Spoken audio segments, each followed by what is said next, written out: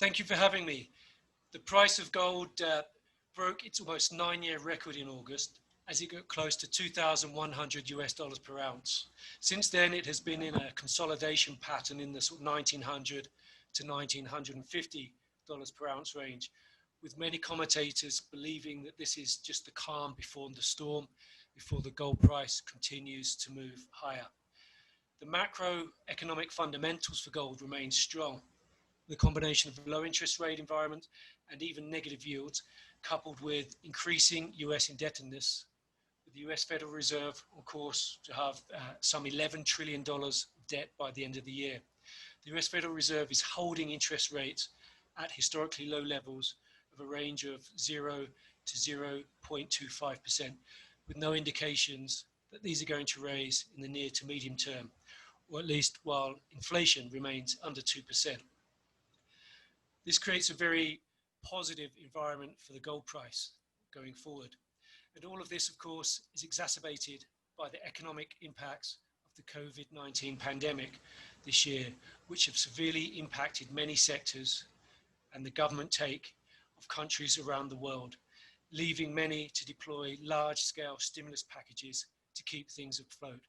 We've seen this in the United States, in the European Union, Japan, amongst other nations. All of these things are a game changer and positive for gold, which is a non-interest bearing asset.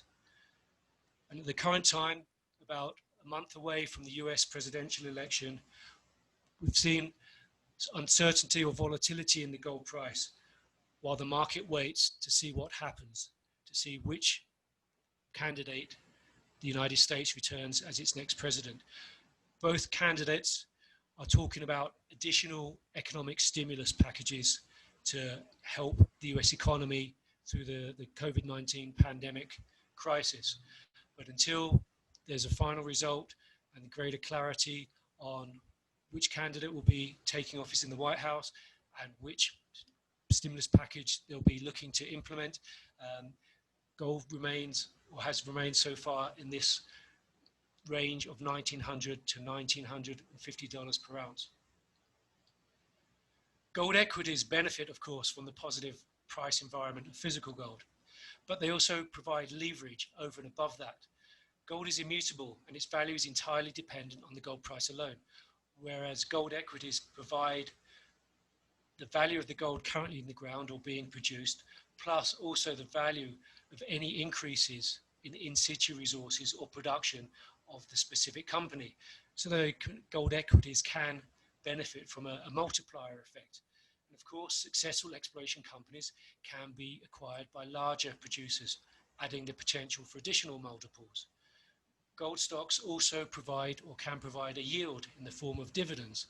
So gold equities have investment advantages over and above the physical metal on which they base their business.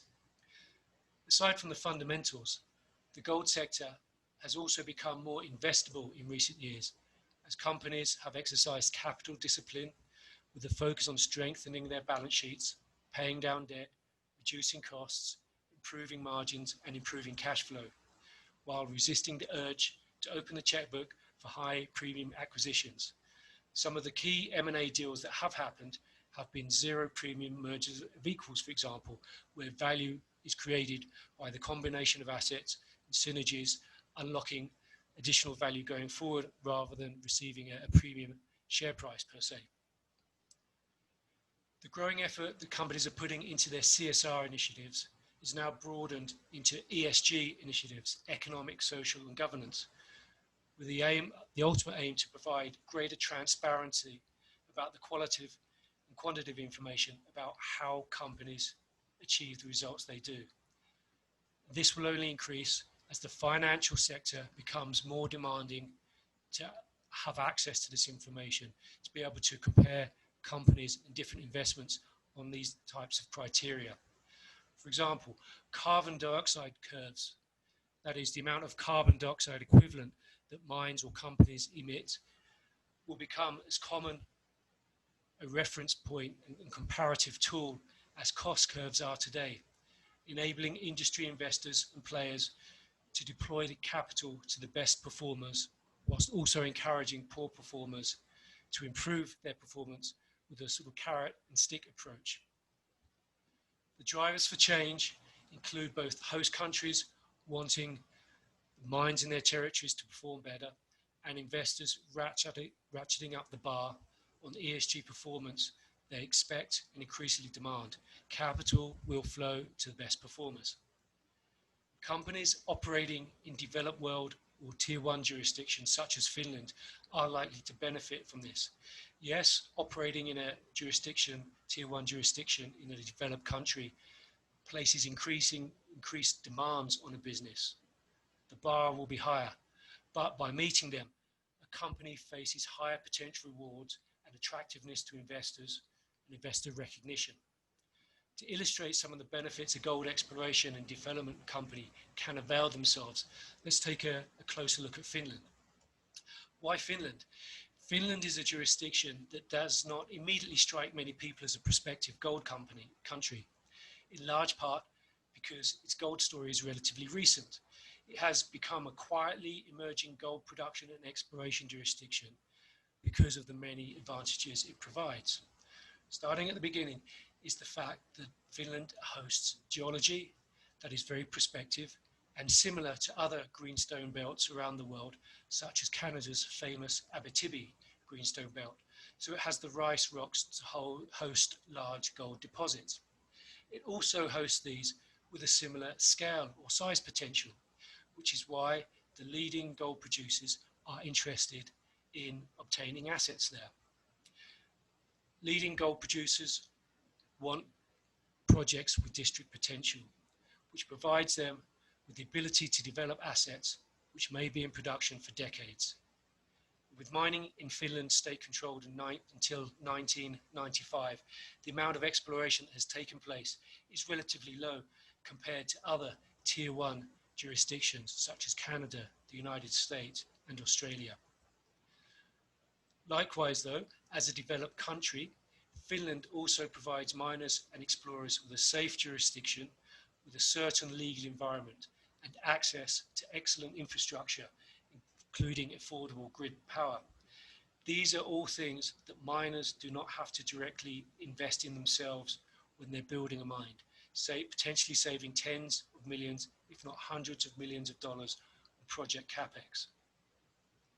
The State Geological Survey in Finland also generates a lot of high quality geological data sets, which provides exploration companies with a head start on zoning into areas with potential for discovery. While the state provides transparent and certain permitting processes, which while are rigorous, they enable companies to plan effectively their path forward. They know what they have to do in order to get into production. Finland also has a skilled workforce, which means miners and explorers can readily find the human resources they need to take their projects forward and staff them. It is also a centre of mining innovation, as evidenced by the Boliden company, which operates some of the most productive mines in the world. Finland is a natural resource country. Forestry is a major industry, so there is deep experience of the sustainable exploitation of natural resources, which is understood by citizens and regulators and industry participants alike. The country is experienced at balancing the social, economic, and environmental equation. Due to this confluence of factors, it is no coincidence that Agnico Eagle Mines is the leading gold producer in Finland at the current time through its Kittilä mine, which produced over 180,000 ounces of gold last year. Agnico Eagle is also the leading producer in the Abitibi greenstone belt in Canada that I mentioned before. The company reports that Kittilä hosts its largest mineral reserves of any one of its operations. That means it has the district potential and can possibly continue to be mined for generations.